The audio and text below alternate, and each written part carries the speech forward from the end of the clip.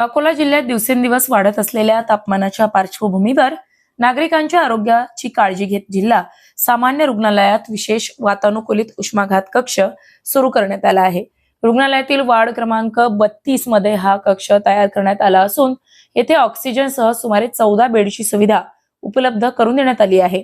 मार्च महिन्याच्या शेवटच्या आठवड्यात तापमानात मोठी वाढ होत असल्याने उष्माघाताच्या रुग्णावर तातडीने उपचार करता यावेत यासाठी ही व्यवस्था करण्यात आली।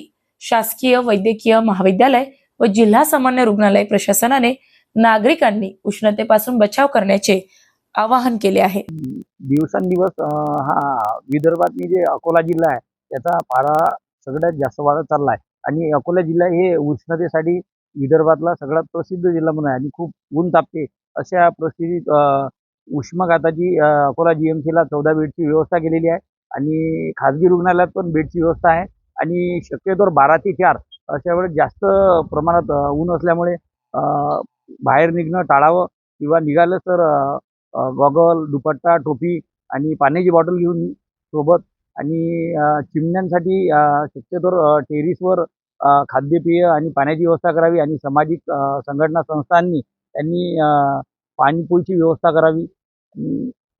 शक्यतोवर उष्माघाताची कक्षांमध्ये जे कोणाला काही न लक्षात आल्यास कॅज्युअल्टीला येऊन ॲडमिट व्हायचं ते यांना उष्माघात व्यवस्थात ॲडमिट करायची व्यवस्था करतात। तरी अकोलेकरांना आवाहन करतो की काम नसताना 12 ते 4 या वेळेस बाहेर निघणं टाळावे।